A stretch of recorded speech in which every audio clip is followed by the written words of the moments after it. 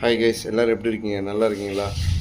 தயவு செய்து தாய்மாருக்காக நான் ஒரு முக்கியமான விஷயம் சொல்கிறேன். என்னுடைய வீடியோவை தள்ளி விட்றாதீங்க. வீடியோவை ஸ்கிப் பண்ணாமல் பாருங்கள். இந்த பசங்களுக்கு தாய் தாப்பமாறு பைக் வாங்கி கொடுக்காதீங்க. ஏன்னு கேட்டால் இன்னைக்கு இரவு நடந்த ஒரு சம்பவம். ஃபுட்பால் விளாண்டுட்டு போன ஒரு இளைஞர் சாலை விபத்து.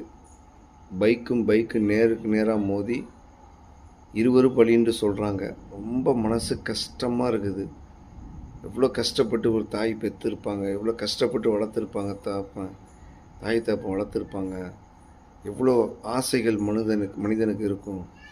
இப்போ எல்லாமே ஸ்பீடாக போன ஒரே ஒரு காரணத்துக்காக நம்ம எல்லாத்தையும் இழக்கணுமா இருக்குது. தயவுசெய்து புரிஞ்சு வாகனத்தை ஓட்டுங்க, பொறுமையோடு வாகனத்தை ஓட்டுங்க. வாகனத்துக்கு உசுறு கிடையாது, விலை மதிக்க முடியாத உசுறு நம்மள்கிட்ட இருக்கிறது. ஏன்னா ஒரு வாகனத்துக்கு ஒரு விலையை மதிச்சிடலாம், ஆனால் மனிதனுடைய உயிருக்கு விலை மதிக்க முடியாத உயிரை நம்ம சாதாரணமான முறையில் ஒரு ஸ்பீடாக போய் நம்ம ஆக்சிடெண்ட் ஆகி இந்த மாதிரி ஒரு விபத்தில் இறந்து போகும்போது, கை கால் உடையும் போது, இந்த மாதிரி இருக்கும்போது ரொம்ப மனசு சங்கடமாக இருக்குது, ரொம்ப கஷ்டமாக இருக்குது.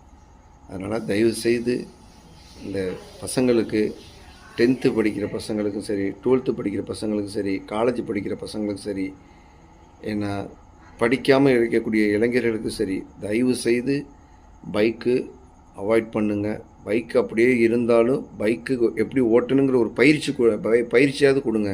ஸ்லோவாக ஓட்டணும்.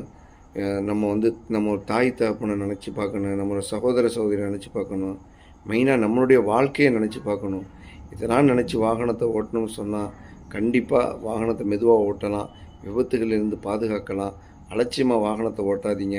தயவுசெய்து மது அருந்து விட்டு வாகனம் ஓட்டாதீங்க. ஹெல்மெட் அணிந்து வாகனம் ஓட்டுங்க.